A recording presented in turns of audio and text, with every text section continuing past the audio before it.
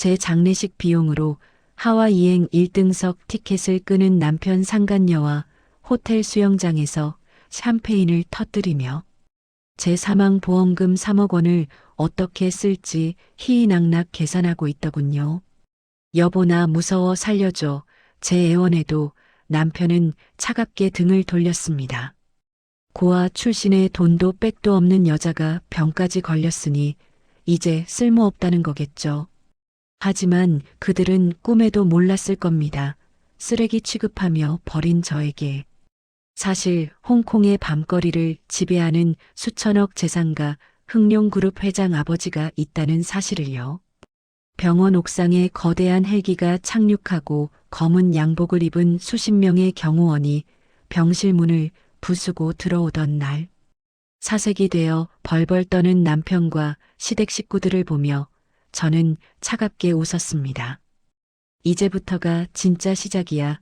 니들이 내 눈에 피눈물 흘리게 한 데가 뼈 한 조각까지 다 받아내줄게.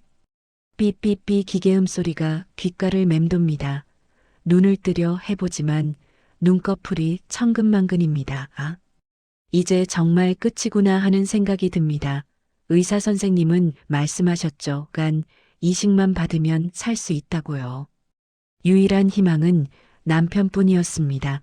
제 남편 강민호 그 사람만이 저와 조직이 일치한다고 했으니까요. 하지만 지금 제 침대 옆에 서 있는 남편의 표정은 차갑다 못해 서늘합니다. 여보 눈을 겨우 뜨고 그를 불렀습니다. 제발 나 좀 살려줘. 무섭지 않게 떨리는 손을 뻗었지만 남편은 제 손을 잡지 않았습니다. 오히려 뒷걸음질 치더군요.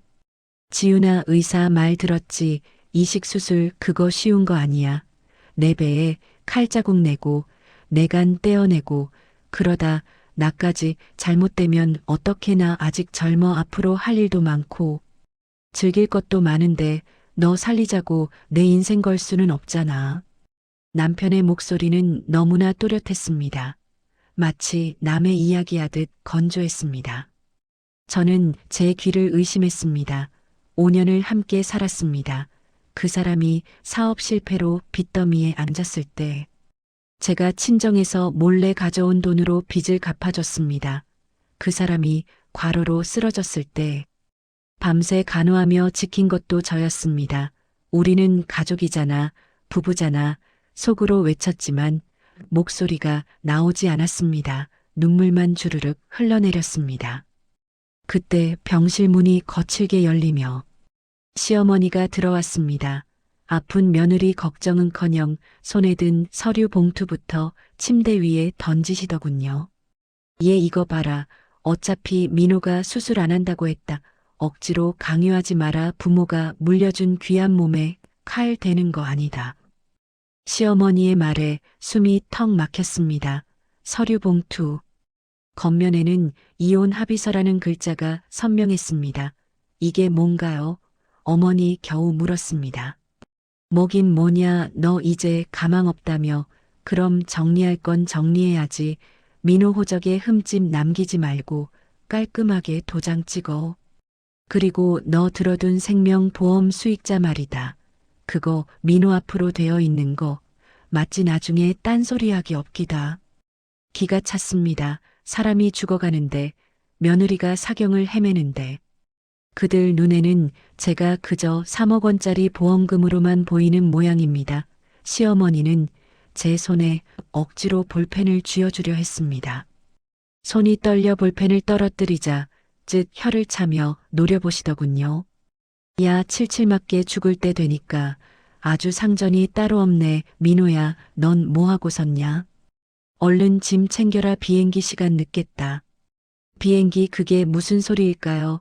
저는 멍하니 남편을 올려다봤습니다.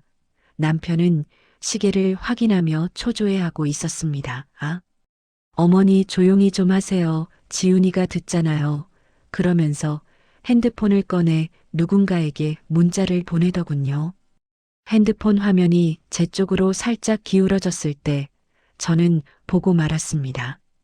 자기야 언제 와? 나 공항 라운지인데 빨리 와보고 싶어. 하트 이모티콘이 붙은 메시지 저장된 이름은 김대리였습니다. 남편 회사에 갓 입사했다던 20대 여직원. 제가 도시락 싸서 회사 찾아갔을 때 언니 언니 하며 따르던 그 여자였습니다. 머릿속이 하얘졌습니다. 온몸에 피가 거꾸로 솟는 것 같았습니다. 지금 나를 여기에 두고 나 죽는 거 기다리면서 둘이 여행을 간다고요. 여보 당신 지금 어디가 쥐어짜듯 물었습니다. 남편은 당황한 듯 눈을 피하며 말했습니다. 아, 출장 급한 출장이야. 회사 일이 바빠서 어쩔 수 없어 장래.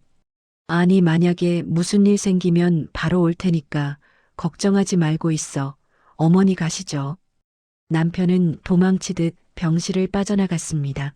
시어머니도 혀를 끌끌 차며 뒤따라 나갔습니다. 텅 빈 병실 덩그러니 남겨진 저는 허공을 보며 소리 없는 비명을 질렀습니다. 배신감에 심장이 터질 것 같았습니다. 5년의 결혼 생활이 제 헌신이 산산조각 났습니다. 창밖을 보니 화창한 봄날이더군요. 벚꽃이 흩날리는데 저는 여기서 죽어가고 있습니다. 저들은 하와이 해변에서 칵테일을 마시며 재보고 소식을 기다리겠죠. 제가 죽으면 보험금 3억을 타서 그 돈으로 샴페인을 터뜨리겠죠. 절대 그냥 죽을 수 없다고 생각했습니다. 이를 악물었습니다. 손톱이 살을 파고들어 피가 맺혔습니다.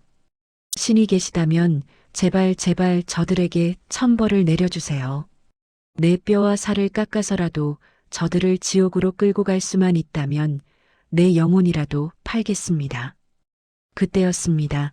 병실 밖이 소란스러워지기 시작했습니다. 간호사들이 뛰어다니는 소리. 누군가의 다급한 외침 병원장님이 직접 뛰어오고 계셔 헬기가 온데 무슨 헬기 웅성거리는 소리가 점점 가까워졌습니다.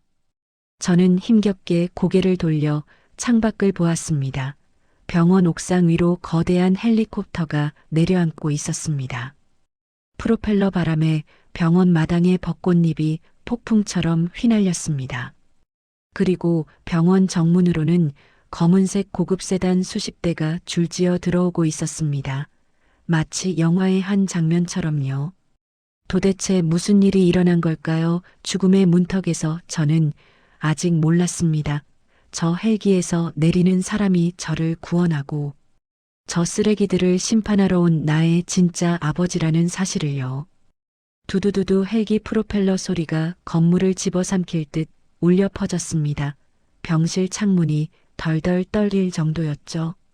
잠시 후 병실 문이 쾅 하고 열렸습니다. 아니, 정확히 말하면 검은 양복을 입은 거구의 사내들이 문을 열어젖히고 들어와 양옆으로 도열했습니다.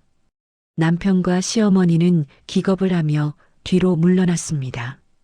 뭐야 당신들 누구야 나가 당장 안 나가 시어머니가 꽥 소리를 질렀지만 경호원들은 미동도 하지 않았습니다. 그때 도열한 경호원들 사이로 또각또각 구두 굽소리가 들려왔습니다. 저벅저벅 걸어 들어오는 한 노신자 은발을 뒤로 넘긴 중후한 외모. 최고급 슈트에 지팡이를 짚은 모습에서 범접할 수 없는 위압감이 뿜어져 나왔습니다. 그 뒤를 하얗게 질린 얼굴의 병원장과 교수님들이 따르고 있었어요. 노신사는 병실을 휘이 둘러보더니 침대에 누워있는 저와 눈이 마주쳤습니다. 그 차갑고 날카롭던 눈매가 저를 보는 순간 심하게 흔들렸습니다. 지훈아 내 딸 지훈이 맞느냐? 그 목소리 20년 전 사고로 헤어졌던 그 목소리였습니다. 제 기억 속 젊은 아빠의 목소리가 세월을 입고 다시 들려왔습니다. 아빠 저는 산소 마스크 너머로 입만 벙긋거렸습니다. 노신사는 지팡이를 내던지고 제게 달려왔습니다. 피골이 상접한 제 손을 잡고 그 자리에서 오열하셨습니다. 늦어서 미안하다. 아빠가 너무 늦게 왔어. 내 새끼가 이 지경이 되도록 아빠가 몰랐구나. 병실 안은 순식간에 침묵에 잠겼습니다. 상황 파악이 안 된 시어머니가 눈치 없이 끼어들었습니다. 아니, 저 노인네가 노망이 났나? 다 죽어가는 애한테 웬 아빠 타령이야? 당신 누구야? 그 순간 아빠가 고개를 돌려 시어머니와 남편을 쳐다봤습니다. 방금 전까지 눈물을 흘리던 눈빛이 아니었어요. 마치 먹잇감을 노리는 맹수처럼 살기 어린 눈빛이었습니다. 아빠 뒤에 서 있던 비서실장이 차갑게 말했습니다. 입 조심하십시오. 이분은 홍콩 흑룡그룹의 강태산 회장님이십니다. 당신네 같은 사람들이 감히 눈도 마주치지 못할 뿐이란 말입니다. 흑룡그룹 남편의 얼굴이 사색이 되었습니다. 주식이나 경제. 뉴스 좀 본다는 사람 나면 모를 리 없었겠죠. 아시아 금융을 쥐락펴락하는 그 전설적인 투자 회사 말입니다. 남편은 다리가 풀린 듯 주저앉았습니다. 장인어른 그게 무슨 아니 지훈이는 고아라고 했는데 남편이 말을 더듬으며 변명하려 들자 아빠는 손짓 하나로 제압했습니다. 닥쳐라 내 딸이 고아라서 아픈 몸 이끌고 너희 집 식모살이 할 때 고아라서 내 놈들한테 멸시당할 때 나는 피를 토하는 심정으로 이 아이를 찾고 있었다. 그런데 모간 이식을 안 해 보험금을 타서 여행을 가. 아빠의 호통소리에 병실 안의 공기가 얼어붙었습니다. 아빠는 병원장을 향해 명령했습니다. 당장 이 아이 VIP 병동으로 옮겨 내 간이라도 떼어줄 테니까 당장 수술 준비시키고 국내 의료진으로 부족하면 전세기 띄워서 미국 존스홉킨스 의료진들 다 불러와 돈은 얼마가 들어도 상관없다.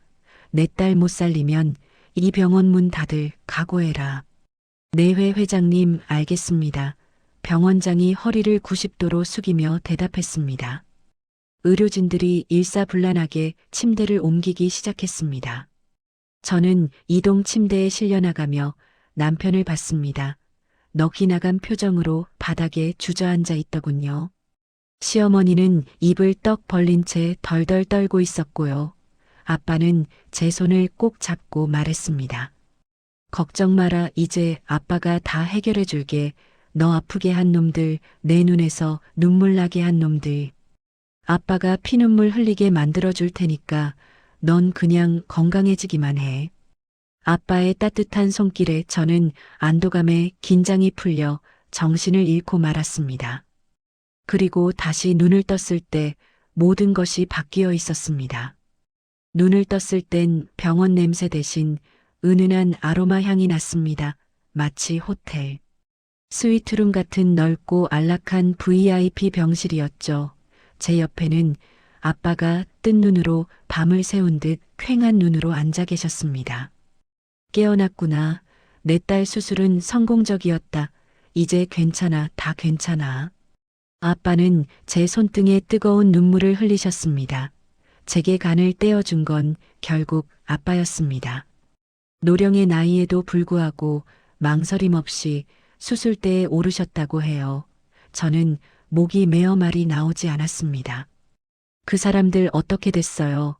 겨우 입을 뗐습니다. 아빠는 제 머리를 쓰다듬으며 차갑게 웃으셨습니다. 걱정 마라. 지금쯤 지옥 맛을 제대로 보고 있을 거다. 내가 흘린 눈물만큼 그놈들은 피눈물을 흘리게 될 거야.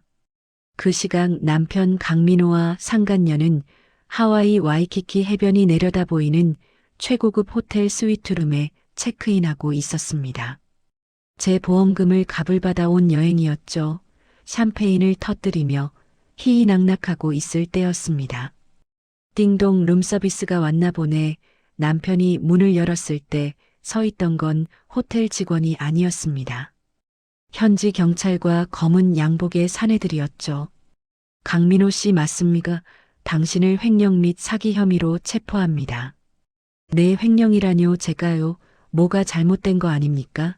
남편이 펄쩍 뛰었지만 경찰들은 다짜고짜 수갑을 채웠습니다. 당신 회사 법인카드 사용 내역이 전부 당신 이름으로 되어 있더군요.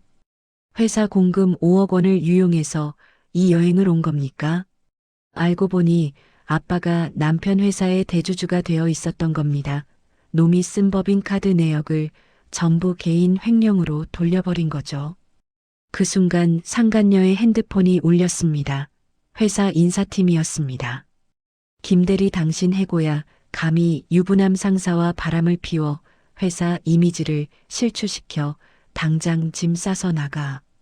그리고 회사에 끼친 손해배상 청구 소송 들어갈 테니까 각오해. 상간녀는 그 자리에 주저앉아 울음을 터뜨렸습니다. 모든 신용카드는 정지되었고 당장 호텔비 낼 돈도 없어 쫓겨날 판이었습니다. 한편 한국에 있는 시어머니 상황도 다르지 않았습니다. 제가 아르바이트에서 모은 돈으로 해드린 전셋집. 그 집에 빨간 딱지가 붙기 시작했습니다. 아이고 이놈들아 이게 뭐하는 짓이야. 내 집에서 당장 나가. 시어머니가 악을 썼지만 집행관들은 냉정했습니다. 이 집은 이미 경매로 넘어갔습니다. 강민호 씨가 이 집을 담보로 사채를 썼더군요. 채권자가 바로 집행을 요구했습니다. 그 채권자가 누구였을까요? 네, 바로 제 아버지였습니다. 시어머니는 길바닥에 나앉아 대성통곡을 했습니다. 며느리 잡아먹으려다 자기 집까지 날린 꼴이 된 거죠. 며칠 뒤 저는 휠체어를 타고 아빠 회사 회장실로 갔습니다. 통유리 너머로 서울 시내가 한눈에 내려다 보이는 곳이었죠. 그리고 그곳 바닥에는 수갑을 찬 남편과 상간녀 그리고 시어머니가 무릎을 꿇고 있었습니다. 장인어른 아니 회장님, 제가 잘못했습니다. 한 번만 용서해 주십시오. 지윤아 여보. 내가 미쳤었나 봐. 다시는 안 그럴게. 응. 남편은 제 바짓가랑이를 붙잡고 애원했습니다. 상간녀는 고개를 푹 숙이고 떨고 있었고 시어머니는 제 눈치만 살피고 있었죠. 저는 그들을 내려다보며 차갑게 말했습니다. 여보, 나 죽으면 내 보험금으로 여행 간다며 실컷 즐기지 왜 벌써 왔어. 지윤아, 그게 무슨 소리야. 다 오해야. 오해라니. 김대리랑 주고받은 문자 내가 다 봤는데. 제 말에 남편은 꿀먹은 벙어리가 되었습니다. 저는 아빠가 건네준 이혼 서류를 남편 얼굴에 던졌습니다. 도장 찍어. 그리고 내 명의로 해놓은 내 빚 다 갚아. 내가 내간값이라도 내놓겠다고 했으면 이런 일은 없었을 거야. 이제 와서 후회해도 늦었어. 아빠가 비서실장에게 눈짓하자 건장한 경호원들이 그들을 끌어내기 시작했습니다. 아직 안 끝났다. 너희들이 지은 죄법으로 다스릴 수 없는 부분까지 내가 철저하게 응징해 주마. 앞으로 너희들 인생은 지옥 그 자체가 될 거다. 끌려나가는 그들의 비명소리가 회장실 문 너머로 멀어져 갔습니다. 저는 아빠 품에 안겨 참았던 눈물을 터뜨렸습니다. 아빠가 제 등을 토닥여 주셨습니다. 이제 다 끝났다. 우리 딸 고생 많았어. 그날 밤 저는 병실 창밖을 보며 다짐했습니다. 다시 주어진 이 삶. 절대 헛되이 살지 않겠다고요. 그리고 나를 버린 그들에게 보란듯이 행복하게 살아주겠다고요. 그게 최고의 복수니까요. 계절이 4번 바뀌고 다시 봄이 왔습니다.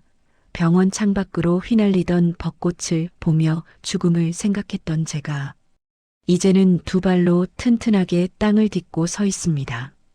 얼마 전 뉴스에서 짧은 기사를 하나 봤습니다. 횡령 및 사기 혐의로 수감 중인 모 씨가 교도소 내에서 난동을 부리다 독방에 갇혔다는 소식이었습니다. 제 전 남편 강민호 이야기입니다. 그 사람은 징역 5년을 선고받았습니다. 제가 청구한 위자료와 손해배상 소송에서도 패소해서 빈털터리가 되었죠.